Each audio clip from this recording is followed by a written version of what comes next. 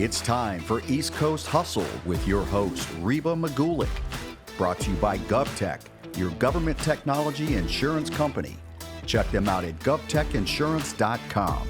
And by Accelerate Solutions, providing enterprise security, digital transformation, and strategic consulting. Hi, I'm Reba Magulik, and welcome to this episode of East Coast Hustle. How many of us can say that we have successfully pursued two of our career passions simultaneously over 2 decades, all while growing and raising a family? Well, wait until you meet our guest today, David Yang. Not only has he risen to senior leadership levels in some of the most transformative IT companies in federal and commercial sectors, but he never gave up on his role as a firefighter and at EMT over the past 20 years. Did I also mention how enormously popular he is in the DC GovCon space, with over 10,000 connections within government and industry? I mean, everyone knows David. Today, David serves as the Senior Vice President for Digital Transformation at ICF International. And prior to joining ICF, David held leadership positions in Fortune 500 companies and the U.S. federal government, including the Library of Congress. He has spent more than 30 years working and consulting in the public sector and private industry, and we are so pleased to have him here with us today. David, thank you so much for joining us today. It's my pleasure. This is exciting. It's such an honor to have you here. All right, so where do we begin? David, my understanding is you've had 12 jobs in the last 30 years. Tell us about this journey. And I know you're such a humble guy. You don't consider yourself successful, but everybody outside looking in is like, wow, how do I get to where he got in life? So question is, tell us a quick story on how you got here. And also, did you always know this is where you were going to land? Yeah, absolutely not. I want to make sure everyone knows I was not fired. I just kept moving. You could say maybe I was restless. In fact, if I had to go back in time and tell my younger self some life, it would probably be don't move around so much. Not that I think you should stay too long in one place, but I probably jumped a little bit too early from some jobs for the wrong reasons. So now I tell people, like, if you're gonna make a move, make it for the right reasons. And most oftentimes it's not about money, right? Interesting. Which probably my earlier jumps were about either money? Or the prestige or whatever it was. The title, perhaps? I look back and go, man, younger David, I wish you had just stepped back and just thought it through. And I was telling you in the prep, one of my regrets was not staying in the federal government longer. So that is very interesting to me. Yeah. And I think, particularly in DC, you having been on both sides of it, people want to hear this. Yeah. Because I'll just share with you, frankly, my impression is, wow, you're in industry. Why would you want to go back? But clearly a lot of people do. What are your reasons? For wishing I stayed longer? Yes. A lot of reasons. So obviously we work on both sides, right? Mm-hmm. So as a Fed, you have more impact, direct impact on the mission, right? As a contractor, and I've supported almost every agency. Okay. I can impact it, and I'm obviously advising decision makers on some big things, but I'm not. It's all I can do. It's up to them and their agencies. So when you're on the other side, you actually make those decisions. So you can actually pull the trigger. That's extremely fulfilling. And then honestly, if you want to talk money and compensation, like I'm 52, so I'm nearing retirement. All my friends who stayed in the government, they're on, they're a few years out and they're excited, right? From a retirement standpoint. They've got some money in the bank, they've got great benefits, and a lot of them are now pivoting to their next career. And so I could have done that, stayed in the federal government, had the impact, and pivoted to a new career. So, wow. You know that I'm chairing the associates this year. Yes. So when they approached me, they said, "Can you do this?" I said, "Look, I'm really busy. However, if you let me talk to these young professionals and genuinely tell them to seriously consider a career in federal government, then I'll do it." That's amazing. So I've been preaching that message now. What a service, what a great way to give back to the community as well. Yep. And I like what you said. Hopefully people heard that money alone, when you're young, it is a reason to jump, or you might be lured by the title or whatever, but there's so many benefits to sticking around a little bit longer. Exactly. Well, good for you. And so let's shift gears a little bit. I'd like to know more about you personally. You're balancing family, you're balancing a primary career, you're in every major association and committee that I'm aware of. How do you balance it all? And plus, you're a firefighter. Tell us a little bit about that. I have to give a lot of credit to my wife. Okay. Right. I tell people, especially when you get hired for like a business development position. Oh, yeah. Companies are going to compensate and pay you because of the network you bring. All of that goodwill and sort of the summation of all the, all your relationship, that comes from many, many years of doing everything you just said. And without my wife, who basically kept the home fires burning, keeps the trains running, looks after the children, all that, none of this would have been possible, including the fire department. Wow. So I got to give her a lot of credit. Without someone like that in your life, there is no way you could do a fraction of this. So we bring that question up all the time because it's true. We've had other guests on the show who have a role in business development or the type of job where there are a lot of dinners, late nights. And I've asked that question. You've kind of answered it already, but how important is it to have your partner on board with your career so that you don't feel like you're competing? Yes, it's important. Obviously, she's very successful in her right. She has her own career, so you're right. There has to be some balance. And when I can help out, which is not often, I do. But I think it's, I probably don't tell her enough, but I do give her all the props. In fact, a partner company just called me last week. They're just like, "Man, you were so great. We want to thank you. We want to send you something." I said, "Don't send it to me. Send it to my wife. This is what she would like." So they're gonna do that instead because I just. Again, couldn't do without her. But yeah, she's equally successful in career, so we try as much to support one another. That's amazing. But tell us more about the firefighter EMT thing. Why? That's so diverse, so different. Is that why? Because it is so different from our day jobs? Well, I was talking to someone in the other room. Didn't plan on being a firefighter. Okay. I was in Alexandria when the planes hit the Pentagon. We heard them hit, and we were at a startup company.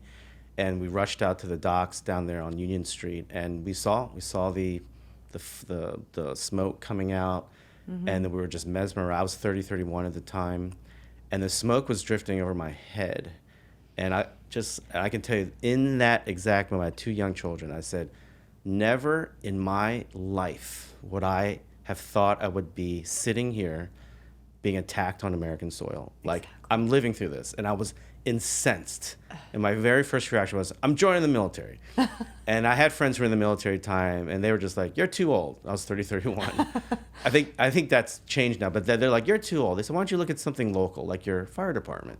So I lived in Bowie, Maryland, and I went to sign up, and this was 2001, 2002, and I've been there ever since. And I do as much as I can.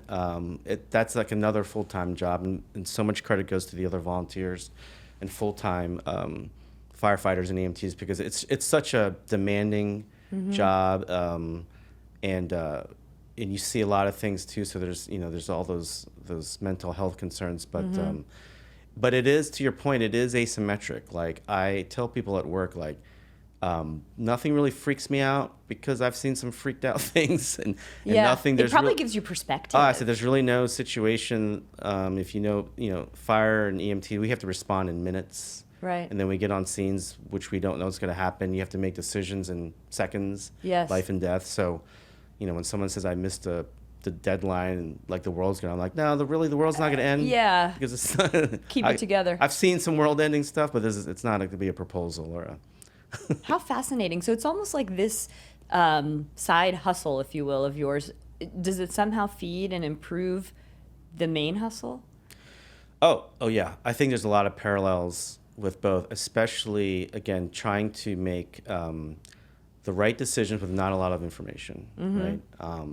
And then there's a lot of training that goes into the fire and EMT side, like a lot. And it's only through repetition and trial and error and lessons learned that you become competent. And I think it's the same thing with us, right? I just got off a call. I was in the lobby, and someone was aghast that one of their younger sales folks made a huge error at an agency, and I was like, why would they do that? Then I was like, that's because I'm here 20 years. This new person broke a lot of rules because they just didn't know. Right. Yeah. Gosh. No, that's amazing. As far as personal moments, we talked a little bit beforehand about some things that affected you personally. You've gone through some difficult times. Would you be willing to share that story with our audience? Yeah, I've had two. One was a startup, and I'm happy to share this idea because still no one has solved this problem. But I've been a longtime soccer player, right? Okay. Played in high school. So somehow you squeeze in soccer on top of everything. Right, a little bit in college. I've coached. I've coached several leagues, and I always thought, why isn't there just a good way to organize all this, right? Why isn't there just one? At this time, this is 1996. Why isn't there one portal when I can just go sign up my team? Put my people on there. All the payments are electronic. All the referees are paid electronically. There's no paper. Yeah. And then things like, oh, the field is washed out today or direction. It's all online. You don't find out when you get there. Right. This is 1996. Okay. And I had this idea, and I banded with three of my other friends, and we created a proof of concept, and we did a business plan, and we actually got an initial seed round. We didn't take it though. Oh. Because again, we were just learning, and the terms were not in our favor. Okay. But it was weird. Two of us were wanted out to just go back to our day jobs, and three of us. One did not. And this was a friend so close to me. He was like in my wedding, and we've never talked since, right? Because we weren't on the same page. Oh my. So I tell a lot of people today, like if you're gonna do a startup with your friends, yes, which I don't recommend, but if you are, make sure you guys lay down clear milestones, 3 months, 6 months, where you say, is this still in it? Is it still, everybody's still all in? Because if you're not, you should come up with a rule that anybody can walk away, no hard feelings. Because we did not have that rule. Yes. And we dragged this thing out for like 9 months. And that friend still doesn't talk to me, which hurts me. That is hurtful. And that actually leads to another interesting question, which is, as your career, like it seems that you didn't know. You said, I absolutely did not expect to be where I am today, if you had asked me 25, 30 years ago. In that 25 to 30 year journey, have you lost friends? I mean, there's obviously this story, but I mean more specifically because of your success. Like, did you have to change up your friendship network because old friends couldn't relate to you anymore, or maybe envy had introduced itself? Luckily, none of that yet, right? I try,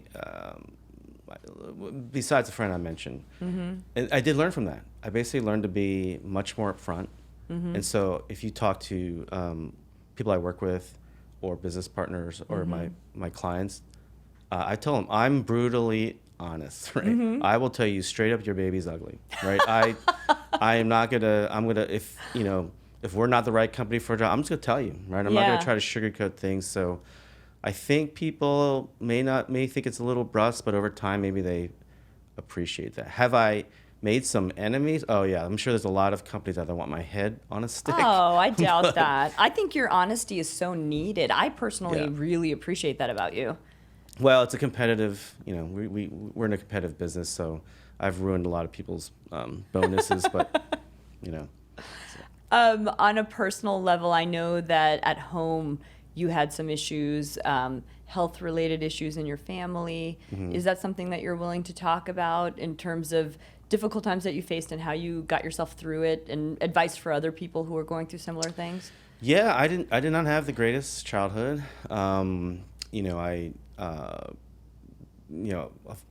It's just, when you grow up in this area, especially, it's extremely competitive. So when you're in that sort of world where you're not told you're not good enough, or maybe you're not picking the right profession. I actually started out as a computer science major. Okay. At the University of Maryland, and when I switched to what I ended up being, which was graphic design, the repercussions from the family. Still to this day. Oh, still believe me. Day. Yes, as an Indian woman growing up, I can understand. And when I went to get to my master's, and it wasn't an MBA or on my way to, I got more heat.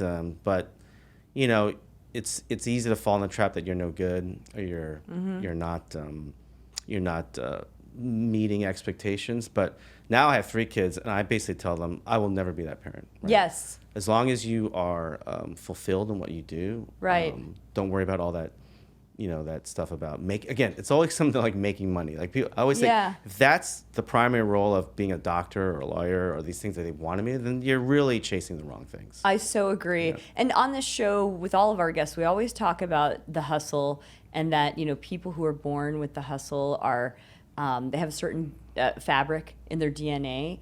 And as I hear you speaking, I really see that because there's like this pattern of you just doing what you want in life, even if it's different or unconventional or weird, perhaps to the group that you're with at that time. There's something in you that seems to just say, hey, I'm going to do this. Or maybe it's just the degree of passion is so high that you're like, I can't stop doing graphic design, or I can't stop being a firefighter. Like, can you comment on that? So I tell my kids all this. When I was in the 5th grade, I had a teacher, Mr. Alexander, and back in the day, you were graded like on 12 subjects, and I thought I was doing good. Yeah. But I was B's across the board. Like, and I don't mean like it was straight B's up and down the line. And after 2 quarters, my parents actually came in because obviously you can't get B's. Can't have B's in this family. Yes. And Mr. Alexander said to my parents, I'll never forget it. He's like, David does just enough on every assignment. Huh. Right. He meets expectations. He never does anything extra. Ooh. He never goes over the top. And to this day, if I'm going to do something, I'm going over the top. Right? Is it because of that? It's totally because of that one. Because I was like, I'm doing everything right. Like, yeah. And then to this day, if you're going to, and a lot of times I turn things down. Yeah. Because I'm like, if you're not serious about this, I'm not engaging. Right. I'm not going to do something, half-assed or. Exactly. Right. Yeah. Never do anything half-assed in life. Yeah. I feel exactly the same way. We'll be back with more East Coast Hustle with your host, Reba Magulick, after this brief timeout. For all of my friends in the government contracting business, I want to tell you about a company I know well, led by one of our guests on East Coast Hustle, Kevin Fitzpatrick at GovTech. Kevin and his team are experts in liability issues that face the GovCon industry.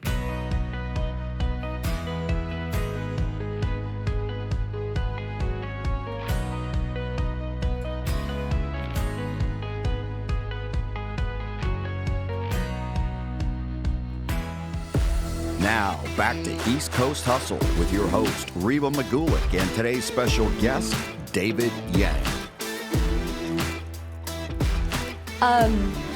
So I know when we talk to you about being successful, you're like, no, I'm not successful yet. You're still on this journey. But what would you say is something that has surprised you about what other people call success when they look at you? Like what has been something that surprised you both positively and negatively about success? So if success is the amount of people I know, I guess I'm kind of successful. Mm-hmm. If success is have I created something? Have I changed people's lives? I guess I've done a little bit of that. Mm-hmm. If success is the size of my house or how my retirement, maybe not so great. So sometimes I go, am I really successful? Because I'm still hustling, right? I'm not ready to retire. But I think when I think about, did I have some positive impact in people's lives, or some of the things I've done, when I'm serving the federal, like my team helped form the E-Verify program, something I'm very proud of. Probably one of the things I'm most proud of, right? I was also one of the first 100 employees at Appian, and really, I was just at a 20-year reunion last night. What a journey. And just to see where they've come, that's extremely proud. I used to work for the airlines. I used to work for a consortium of airlines, and we did great work supporting the military and government community then. I was really proud of that. So sometimes I look back and I go, if I was to go out, fairly soon, I think I've done some good in this world. Absolutely. And then you talk about the first responder side. Like I can't even put into words like the impact you have there, which is one of the reasons you asked. Yeah. Why do I keep hustling? Yes. Why do you keep hustling? I'm getting old and slow, and my bones are breaking, and I have to wear actually braces now when I go because there's a lot of stress in your body. But it's hard to abandon that because and I'm going tomorrow night, and I have the same crew, and we'll be there all night into the morning, and we kind of like groan and creak, but usually in the morning we've done something, special. We've saved someone's life, or Amazing. helped someone just get back to their bed. I mean, it's a good feeling. So Wow. And I suspect that you'll never really be rid of that hustle. Because we've spoken to people who, I guess you could say, successful people never feel like they've really hit their goals. Yeah. But, from the eyes of the outside world, hey, they hit and they exceeded their goals. They've retired, quote unquote, Yeah. but they never stop hustling. Yeah. It's just who they are. In your career, David, have you ever faced unfair judgment or discrimination? Yeah, unfortunately, several times in almost every job that I've had. It's not so much outright, but you just sort of know. Subtle? Yeah, sometimes, you apply for a job, but they really already have chosen someone, or they'll say, they're going after certain, let's just say, diversity objectives, but it's not your type of diversity, right? Oh, that's horrible. So I've just learned over the years, you make your own luck, really. Yes. You make your own luck. Yes. Yeah, I almost never apply for jobs now. I just wait for the right opportunity to come along. To come knocking on your door. Yeah, because then I know all that stuff I just mentioned, it's not an issue, right? Yeah. People, and I've always said this, organizations shun diversity or to their own peril, really. Mm-hmm. You are shutting yourself down to the maximum amount of talent you can when you do that. So I have no interest in working for places like that. Right. Do you still feel that's a part of our world today? Oh, yeah. That's happening? Oh, yeah. Yeah. And not just even on the diversity side, but I think bias too. Mm-hmm. And a lot of bias to someone's too young. Mm-hmm. Or yes. maybe coming Ageism. from another industry, there's no way you could learn this. I mean, people just sort of look past, I think, but the potential that's there. They make assumptions. Mm-hmm. Do you have a specific story that was particularly hard?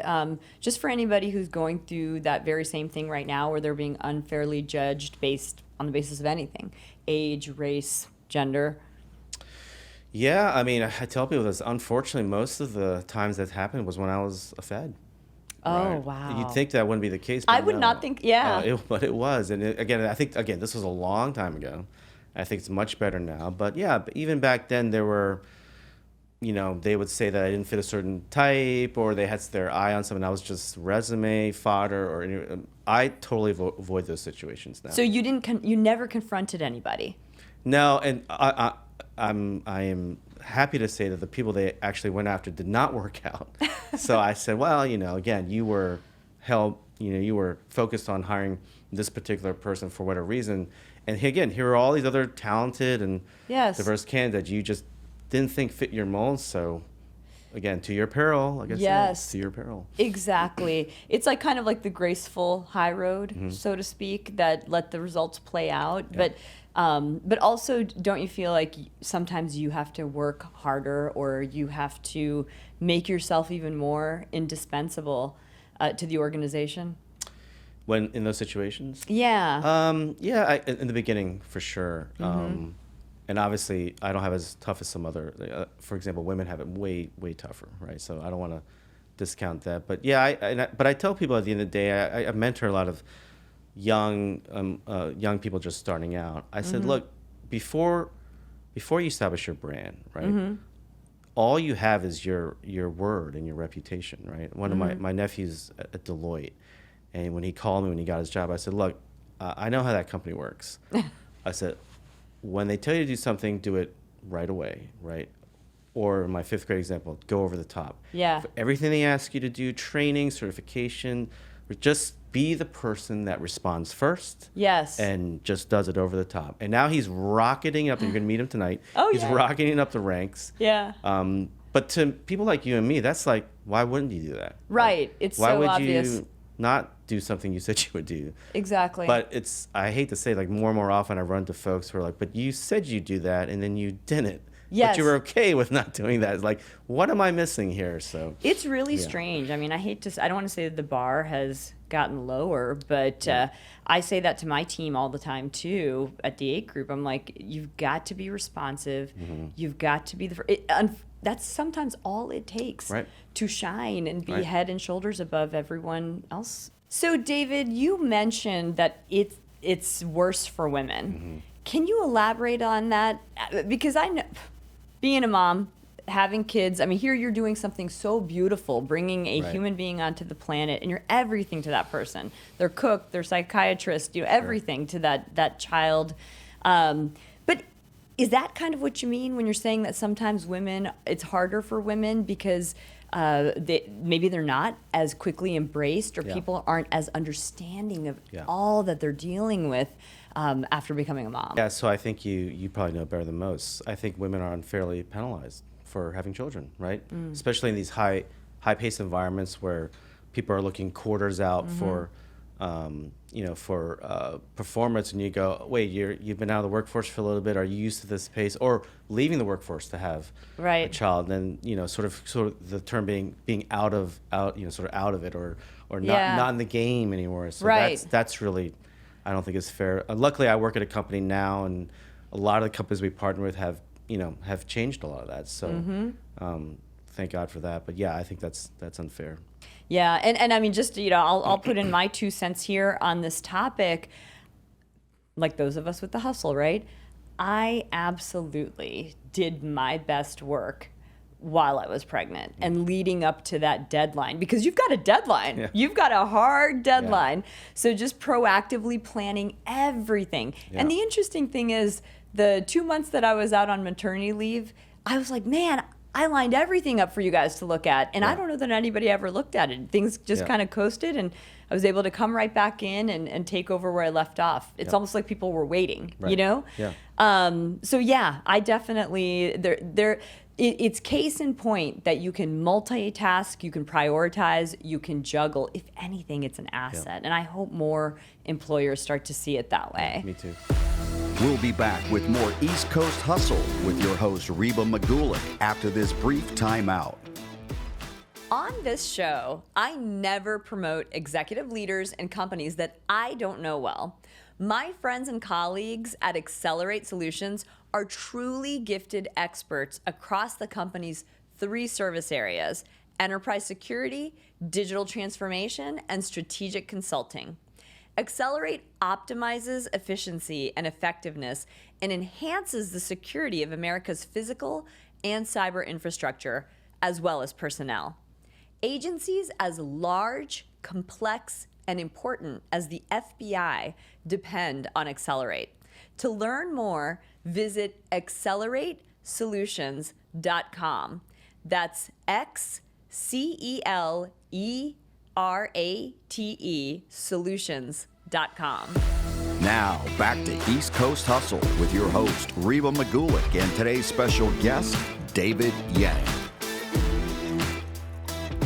Earlier, David, we talked about how one thing that you've done very uniquely well, I think, is that you have fed different areas of your life and different passions, soccer, all these different variety of careers, everything that you've done. Whereas a lot of people, once they hit a certain point, they just kind of coast. Yeah. They get comfortable. What is it about you, or what advice would you have for people who are just coasting? They're getting comfortable. They're kind of losing the hustle a little bit. I don't think there's anything wrong with that if that's how you're wired. I'm not wired that way. Most of the people I know are not. That's probably why we're sitting here. But one of the things I think the benefit when you get to my age is you start to edit. You start to edit out what is really important to you in life. So, I get a lot of job offers, or people ask me to start companies in this, but I now have the benefit of all these lessons learned, so I can edit out the good stuff from the bad stuff. Okay. And so, I turn down a lot of offers, not because they're great companies with great leaders, but there's not that Wow factor. I've sort of already, I can see what's in it and it's great, but it's not the wow, right? Yeah. So I feel like the next time someone approaches me with something, and it doesn't have to be a job, it could be maybe another degree or a trip somewhere or a business idea, I can edit it, and if it hits the right things, I'll just do it. Great story. 2 years ago, I was listening to Tim Ferriss' podcast, and he had this guy Chip Conley come on. I don't know if you're familiar with Chip Conley, but Chip Conley started the Modern Elder Academy. And when he was Modern what? The Modern Elder Academy. Okay. And so when he was talking about it, it's a school for midlife. Oh. And he was like, he basically talked about his journey and how he was at the same point in life where we are now, Yeah. going, what's next? And he Yeah. created a school for it. And I literally was driving, and I took my 10th car off the road, and I was like, I said, I'm going to apply for this. I'm going to apply for this school. And I didn't think I was going to get in because I figured like all of these like amazing people. So I applied, and I got in, and it's changed my life. I'm going back there actually in a month. That's It's a amazing, great school. David. Yeah, so it was actually at that academy where I learned they teach you how to edit. Yeah. How to edit your life so that it matches where you are now. Right? Yeah. So, I love that story, and it's just the fact that you pulled your car over and immediately signed up. And what I'm hearing you say is it's that magic, that magic that you kind of feel in your gut. So like when you know it, and in your case, it sounds like you don't hesitate to trust it. Oh yeah, the other one was during the pandemic. I was thinking I should get a graduate degree, and again, I sit on a lot of boards. Right, even the fire department is a nonprofit. So I go, people want me to sit on boards, and the fire department. I said I should just go get a graduate degree in nonprofit. So I just Googled the Maryland program. Unfortunately, the deadline was like 3 hours away, and I just scrambled to like pull together my my curriculum, all my transcripts. Yeah. And I put in. I was like, and I went down. I told my wife. I said, don't freak out, but I just applied for grad school. Your wife is an I said, saint. I'm probably not even going to get in. Right? But I got in. And then, like, the very next week, they were like, would you like a fellowship? Wow. Right? I was like, sure. So I told my wife, I said, don't get too excited, but I just interviewed for fellowship. No one's going to give me money, but they gave me money. Your wife is probably so Yeah. used to this. She's like, Yeah. yeah, David. You Yeah. know you're going to get it. Yeah. David, tell us a little bit about, okay, so we talked about what you would say to your 25-year-old self, and you said that you wish you had had more awareness of financial planning and how to make your money work for you. Yeah. Can you elaborate on that? So I just told my 11-year-old this. I wish I hadn't bought so many cars. No, I mean, How many cars did you buy, a lot. David? I probably bought like 10 or 11 cars. Whoa. Because I was first of all, I was a car junkie. Yeah. But then no one says, hey, you shouldn't sink all your money into this. But I was buying cars in the 80s when the interest rates, well, I shouldn't say they weren't as high as they are because they're getting high. But I think about all that money that could have been, heck, I could have leased it, right? Yeah. But all that money spent on what, and what it could have been put towards on an investment side. Right. I probably wouldn't be sitting here or hustling. I would have been if you had just not retired. only bought 5 cars versus Yeah. So, but I always just think like, I'm not leasing or renting. It's not my car. Now I'm like, Right. I was an idiot. Right? Well, I mean, what about people who would counter argue that and say, hey, you lived your life, buddy? Yeah, You know? and I shouldn't say, so you can't go back in time and go, God, I wish I stayed in the feds, or 'cause Yeah. I probably wouldn't be here, right? Yeah, I yeah. probably would have never met. But again, if you look back now, so again, 52 years old, hitting that age where people are thinking retirement and going, God, if I didn't buy 11 cars or waste money here, I wouldn't be so nervous about, right, the out years. Right. And so that's why this is one of the reasons why I said I wish I stayed a Fed, because they're going to have some income and of course the benefits. So that freedom, that sort of lack of stress for that, I think is so freeing. Yeah. Right. And so now you can do whatever you like, knowing you've got that in the background. Right. I don't know if you could put a value on that. I think it's almost invaluable, right? It's an important itch to scratch. Maybe that's not the best term, but it's an important box to check. Yeah. Financial freedom.